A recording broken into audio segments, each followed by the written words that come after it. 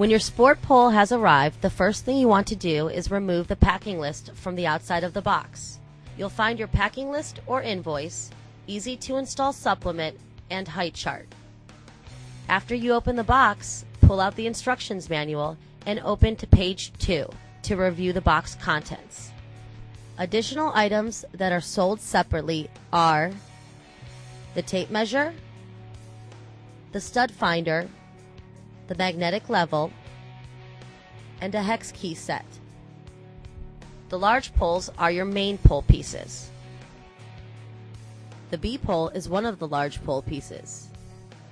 The A pole is heavier and has the height adjuster screwed into the bottom. Your 250mm extension is the larger extension.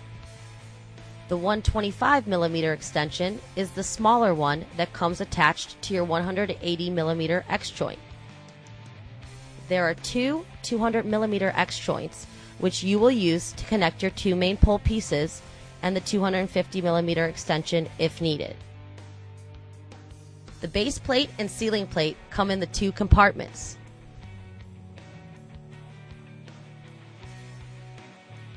The foam padding comes in the elastic strap or inside the 250mm extension. Tools are located on top of the base compartment and include one hex key and one straight rod. Now that you're familiar with your box contents, the next step is to measure your ceiling height. Please note if you're installing it on carpet, you'll have to add 1/2 to 2 inches depending on how thick your carpet is. Next, locate the beam or joist in your ceiling using a stud finder. You will want to put the sport pole up so the ceiling plate is centered directly under one beam. Our ceiling here is 8'4". Refer to the printed out height chart so you will know what extensions, if any, are needed. Now it is time to get familiar with how the X joint works. Grab a single X joint and your hex key. The X joint expands to hold your pole pieces together and contracts to separate them. When the machine cut on the side is almost closed, your X joint is contracted. When it's open, your X joint is expanded. We can see that our X joint is contracted. To expand the X joint, put the short end of the hex key completely into the X joint screw.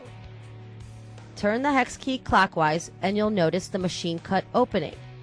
It is important to alternate between the screws for the X joint to expand correctly. To contract the X joint, you'll want to turn the hex key counterclockwise and the machine cut will close. To assemble your pole, remove the A pole from the carry case and hold vertical with height adjuster facing upward. Unlock the locking nut by turning it counterclockwise. Do not remove it from the adjuster rod. Rotate the height adjuster rod shaft counterclockwise by hand until about 2 inches of the height adjuster threading is exposed. Rotate the locking nut clockwise until the nut is just below the hole in the height adjuster rod, but do not tighten it against the A pole yet. Lay the A pole on the ground and put one of the 200mm X joints into the A pole, lining the screws of the X joint with a hole in the A pole. Make sure the center locking pins on the X joint are fitted in the rounded slots of the A pole.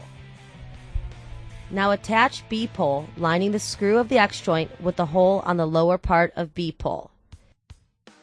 Make sure there is no gap between the pole pieces. Put the short end of the hex key completely into one of the X joint screws. Turn the hex key clockwise until you just feel pressure and repeat the process with the other screw. It is important to alternate between the screws for the X joint to expand correctly. Go back and forth between the X joint screws and tighten them very firmly. We're using the 250mm extension with the 200mm X joint. Put the contracted X joint into the top of main B pole. Then put the 250mm extension, aligning the whole of the extension with the X joint screw. Make sure there is no gap between the pole pieces. Repeat the same process used to connect the main pole pieces by turning the hex key clockwise and alternating between the screws to expand the X joint properly. You may need to push the two pole pieces together as you tighten the screws. Put the upper support plate onto the B-pole or top extension, making sure pins of the upper plate line up with the rounded slots of the B-pole or the upper extension. Slide the height adjuster, which is at the bottom of A-pole, into the articulating base. Lift the pole upright.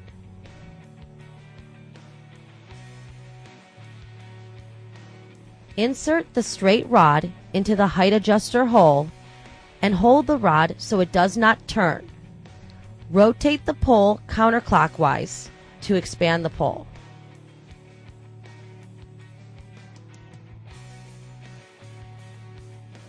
When the upper support plate is fairly tight to the ceiling, make sure the pole is level. Magnetic levels are easiest to use by walking around the entire pole. If it is unlevel, adjust the pole by moving the lower part of the A-pole and the base. Keep turning the rod until the plate is firmly tight to the ceiling. You do not want to over-tighten, but the plate should not move. Do final check of pole stability by shaking back and forth and making sure upper support plate doesn't move. Turn locking nut counterclockwise by hand so the nut rises up the adjuster rod. When it reaches the bottom of A-pole, put straight rod in the locking nut hole, hold the A-pole and turn counterclockwise until it is firmly tight to the bottom of the A-pole. Keeping the locking nut tight to the bottom of the A-pole is the most important step to make sure your pole is stable. If necessary, cut foam to cover the height adjuster threads. Now you are ready to use and enjoy your sport pole. If you are planning to leave your pole up for an extended period of time, make sure your locking nut is always tight to maintain pole stability, and clean your pole with rubbing alcohol. To disassemble your sport pole, put the straight rod in the locking nut hole and turn clockwise to unlock the nut.